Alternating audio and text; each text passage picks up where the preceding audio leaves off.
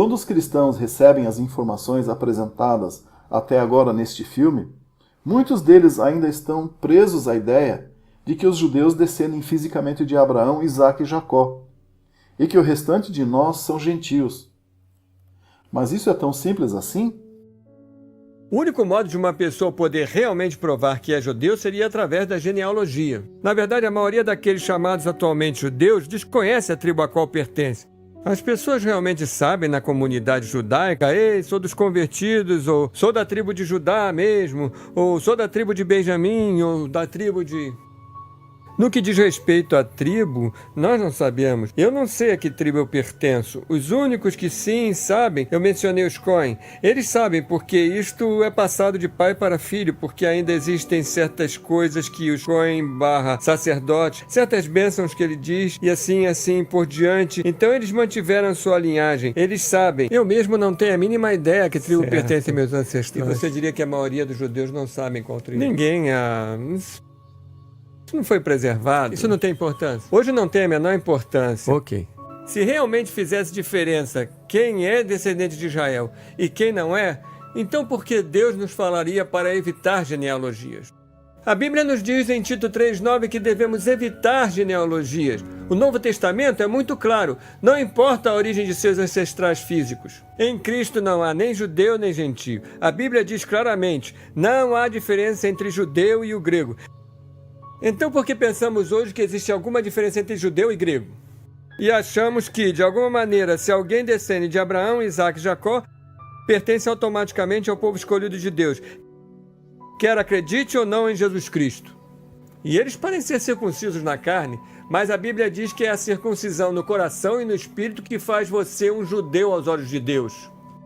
Em 1 Timóteo, capítulo 1, diz no versículo 4, nem se deem a fábulas e genealogias intermináveis. Eu gostaria que vocês guardassem isso em sua mente. Genealogias intermináveis, que mais produzem questões que edificação de Deus que consiste na fé. E assim o faço agora. Então, em Tito ele disse, evitem genealogias, mas aqui ele diz para evitar genealogias intermináveis. Agora eu vou mostrar por que as genealogias são intermináveis. Elas realmente são intermináveis. Isso é o que aparenta uma árvore genealógica ou familiar. Na base dessa árvore familiar temos apenas uma pessoa, você. Agora, você descende de duas pessoas, certo? Sua mãe e seu pai. Assim, se voltarmos atrás uma geração, você vem de duas pessoas como descendente direto, certo? Mas se voltarmos atrás uma outra geração, você não tem apenas 2 avós, você tem 4 avós. E continua dobrando, não é? Porque você tem 2 pais, 4 avós, 8 bisavós, 16 trisavós e 32 tataravós. Isso significa que se eu for fazer uma árvore familiar que volta atrás 5 gerações, eu teria que ter um pedaço de papel largo o suficiente para ter no topo 32 nomes de pessoas, não teria? Porque isso é o número de ancestrais que eu terei diretamente naquela geração. Agora, se eu fosse a 6ª geração, meu papel teria de ser 2 vezes maior, porque agora eu terei que ter 64 espaços para preencher com nomes, certo? O que acontece, no entanto, é que à medida em que voltamos atrás, esse número se torna realmente grande. Agora, para saber como esse gráfico funciona, precisamos saber qual é o tempo médio de uma geração. Quanto dura, em média, uma geração? Bem, dizem que são uns 20 a 25 anos. Ok. Agora, a geração não tem nada a ver com o tempo de vida. Por exemplo, minha mãe tinha 30 anos quando eu nasci. As mulheres geralmente têm filho entre as idades de 20 e 40. Assim, vamos simplesmente tomar 30 como uma média. 30 é um número bonito, redondo, e 30 é um número bastante conservador para esse cálculo. Então, uma geração dura 30 anos, significando que alguém tem um filho aos 30, que também tem um aos 30, que também tem um aos 30, nada a ver com o tempo de vida. Então, isso significa que se voltarmos atrás 10 gerações, isso são 300 anos, certo? Então vamos simplesmente arredondar e dizer que se voltarmos na nossa árvore familiar por 10 gerações, vamos estar em torno do ano 1700. Agora, como nossa árvore familiar está ficando mais larga, se quisermos fazer uma árvore familiar completa, mostrando todos os nossos ancestrais até a 10ª geração, teríamos que ter uma folha de papel que fosse larga o suficiente para conter 1024 lacunas, porque 10 gerações atrás haverá 1024 pessoas das quais somos descendentes diretos. Agora, eis o que eu notei quando eu fiz a minha árvore familiar. Quando eu voltei atrás 10 gerações, vocês sabem que eu comecei a notar? Essas não são mais pessoas únicas, porque aconteceram alguns intercasamentos naqueles 300 anos que se realizaram sem serem conhecidos. Vamos voltar atrás 20 gerações. Então agora estamos em torno do ano 1400. Bem, se eu quisesse ter uma árvore familiar completa, eu teria de ter uma folha de papel que pudesse acomodar 1.048.576 nomes. Essa é uma folha de papel bastante grande. Então, desde o ano 1400, se eu fosse rastrear todos os meus ancestrais, isto é, se eu quisesse falar para vocês quem são todos os meus ancestrais desde 1400, eu teria de mostrar a vocês uma árvore familiar que somente no topo teria 1 milhão e tantas pessoas. Somente no topo, sem contar tudo mais que viria aí embaixo. Se eu tivesse de voltar atrás 30 gerações, agora eu estou apenas no ano 1100. Eu não estou ainda nem mesmo perto do tempo de Cristo, estou? Não. Se eu fosse recuar ao ano 1100, 30 gerações, eu teria 1.073.741.824 ancestrais naquela geração. Agora ouçam, eles não são todos distintos. Quando eu fiz a minha genealogia, eu encontrei essa parente. Ela era minha 10ª tataravó por um lado e minha 11ª tataravó por outro, porque as pessoas se casam com seus 5º e 6º primos sem saber disso, obviamente. Entende o que eu digo? Então há um monte de repetições acontecendo, certo? Sabe o que isso mostra? Que um monte de gente está descendendo das mesmas pessoas. Não pode funcionar sem intercasamento. É impossível não haver, por causa desses números. O ano ao qual a gente realmente gostaria de retroceder não é 1100. Vamos recuar até o ano 70 depois de Cristo, pois 70 depois de Cristo foi quando todos os judeus se espalharam. Agora, quando você diz espalhados por todo o mundo, você diz no sentido mais literal, quer dizer todas as nações? Sim, no sentido mais literal. Se fôssemos voltar até 70 DC, e se fôssemos ter uma árvore familiar que mostrasse todos os ancestrais em 70 DC e como eles estão ligados, aquela linha do topo teria 18 quintilhões, 446 quatrilhões, 744 trilhões de nomes de 70 DC. Agora, quem acha que havia 18 quintilhões, 446 quatrilhões, 744 trilhões de pessoas vivendo no tempo de Cristo? Ou imediatamente após? Não. De fato, a população aproximada daquele tempo era 200 milhões de pessoas. Desses 200 milhões, vamos simplesmente chamar 7 ou 8 milhões judeus. Você diz, eu não gosto desse número. Esse número não vai importar num minuto. Ok? Então, vamos simplesmente dizer 7 ou 8 milhões, ok? Assim, se havia 200 milhões de pessoas na Terra no tempo da destruição do templo, e cerca de 7 ou 8 milhões deles são judeus, isso significa que se eu tenho um ancestral daquela era, existe uma chance de 1 em 27 de que ele fosse de Israel. Então pensem sobre isso. O que aconteceria se eu comprasse um bilhete de loteria e as chances daquele bilhete ser vencedor fossem de 1 em 27? Porque esse é o bilhete vencedor que diz: você é judeu, você é do povo escolhido, você é de Israel, você é um israelita de fato. Eu tenho 1 em 27 chances. Você diz, pastorando, se você tem uma chance em 27, provavelmente não sairá premiado, pois tem 26 chances de perder. Ok, e se eu comprar 18 quintilhões de bilhetes? Você acha que eu vou ganhar? Deixa-me perguntar isso. Quantas vezes eu tenho que acertar para ser descendente de Abraão? Quantas vezes eu tenho que acertar para ser descendente de Israel? Você diz, você sabe, eu sou negro, sou da África, você sabe. Como posso ter ligação com Abraão? Pare e pense sobre isso. Pense sobre os filhos de Israel. Você sabe, um dos filhos de Israel, José, adivinha de onde era sua esposa? Egito. A esposa de José era do Egito, era egípcia. A esposa de Moisés era etíope, sua segunda esposa era etíope. Então a gente já vê, mesmo nos dias da Bíblia, intermistura com a África, intermistura com os filhos de Cam. Quer dizer, pense nisso, as tribos de Efraim e Manassés eram metade de Cam e metade de Israel, porque o filho de Israel, José, se casou com uma mulher egípcia, que era de Cam. Então todos os efraimitas e manassemitas são descendentes de Cam. E não só isso, sempre através da história você teve todo tipo de mercadores, de missionários, conquistadores. E mesmo pense no Império Mongol, que se expandiu por todo o mundo. Eles conquistaram a China, eles conquistaram o Japão, eles conquistaram a Coreia. Todos os navios que navegavam iam para aqui, para ali, para toda parte. Você tem que ter apenas um ancestral.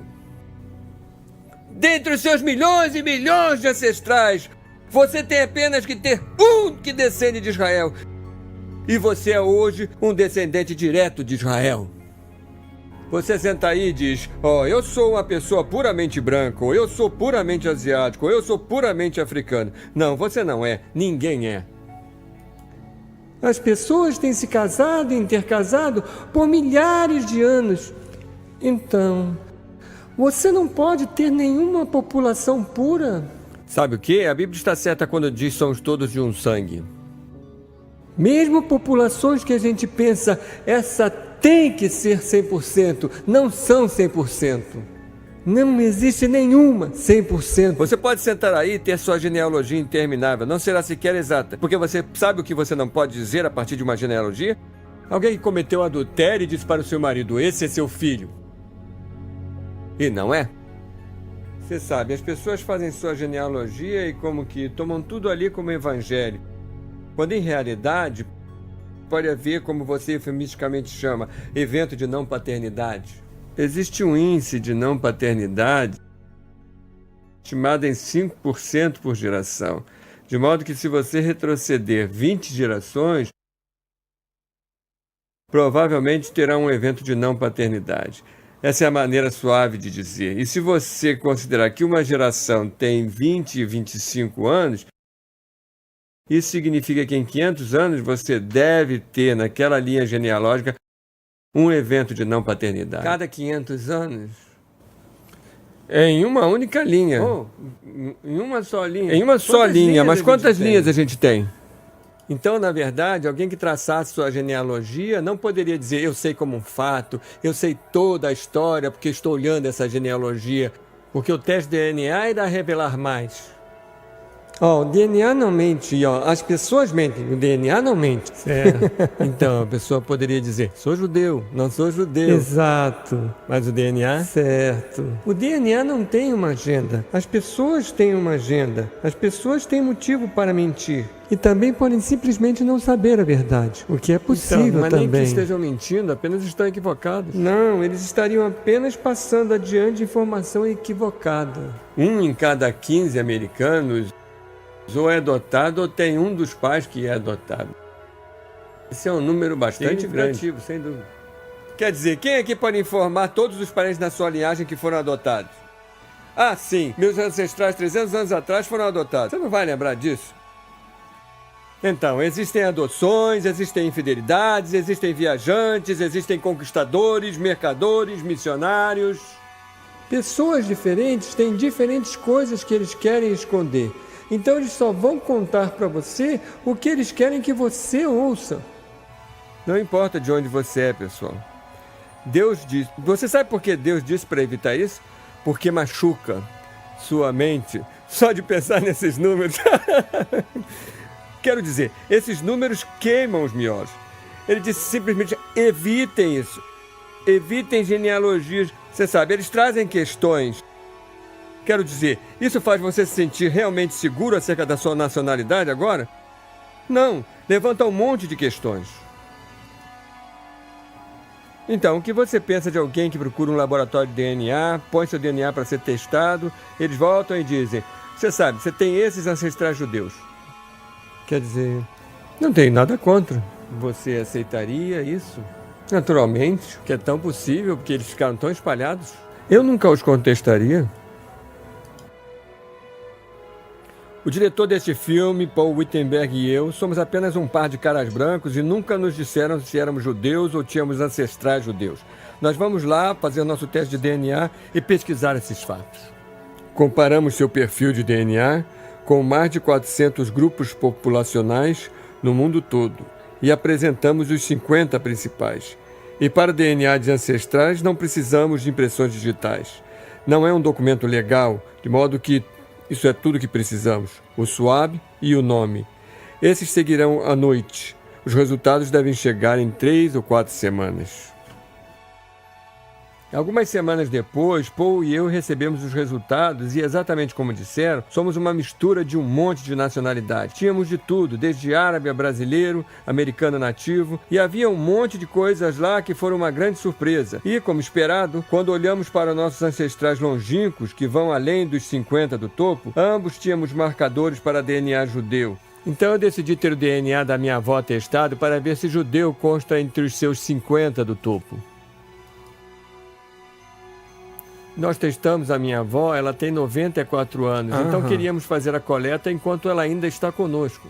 Ah, sim, isso é muito então, importante. Fizemos isso. Muito bem, os resultados da vovó chegaram, vamos verificá-lo. Certo, vamos ver logo os seus 50 no topo. Número 1, judeu Ashkenazi. Número 1. Fala sério. Então isso explica por que estava nos meus ancestrais longínquos, porque é a número 1 das 50 nacionalidades dela. E o resultado número 1 dela foi judia Ashkenazi húngara, quer dizer, então, o resultado número 1 dela foi judia Ashkenazi.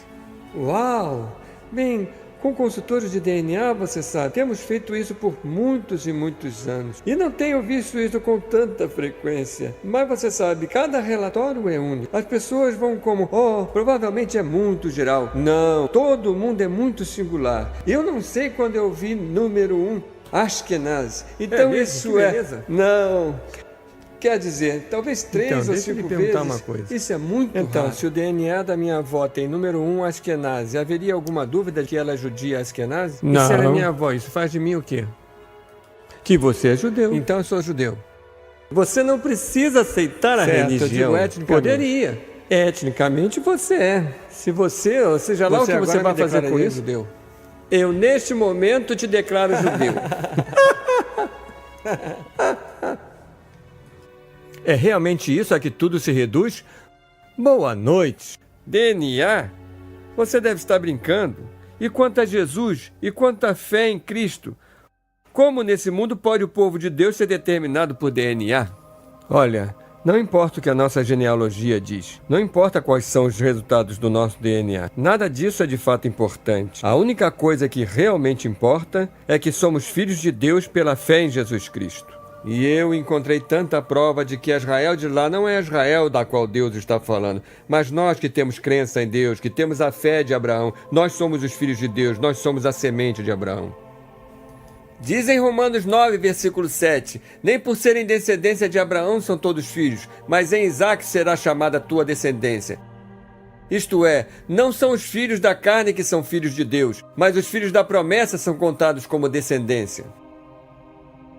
Então a Bíblia diz que os filhos da carne, os filhos de Abraão, Isaque e Jacó, não são, ela cita explicitamente, esses não são filhos de Deus. De fato, em Gálatas 3, ela explica que nós somos filhos de Abraão. Sabeis, pois, que os que são da fé são filhos de Abraão. Sempre me deixa perplexo como os cristãos negligenciam Gálatas 3. Agora, eu tenho quase 70 anos, eu sou um homem idoso. Mas eu nunca ouvi um sermão sobre Gálatas 3, versículo 28. Nisto não há judeu nem grego, não há servo nem livre, não há macho nem fêmea, porque todos vós sois um em Cristo Jesus. E se sois de Cristo, então sois descendência de Abraão e herdeiros conforme a promessa. Ambos são fantásticos. Quem é o herdeiro da promessa? Quem quer que tenha Jesus? Efésios capítulo 2 lê-se: portanto, lembrai-vos de que vós, noutro tempo, éreis gentios na carne, e chamados incircuncisão pelos que na carne se chamam circuncisão, feita pela mão dos homens, que naquele tempo estáveis sem Cristo, separados da comunidade de Israel, e estranhos às alianças da promessa, não tendo esperança e sem Deus no mundo. Mas agora, em Cristo Jesus, vós que antes estáveis longe, já pelo sangue de Cristo chegastes perto. Versículo 19. Assim que já não sois estrangeiros nem forasteiros, mas concidadãos dos santos e da família de Deus. De acordo com essa escritura, nós somos concidadãos de Israel. Porque atrás, no versículo 12, ele disse: quando vocês estavam sem Cristo, estavam separados da comunidade de Israel. Vocês eram estrangeiros e forasteiros em Israel. No versículo 19, ele diz: agora vocês são concidadãos dos santos. Então, quem é a verdadeira Israel? É algum cara no Oriente Médio que sequer acredita em Jesus e está adorando Shekinah? Ou é o verdadeiro crente no Senhor Jesus Cristo que foi levado e plantado firme no seio de Israel?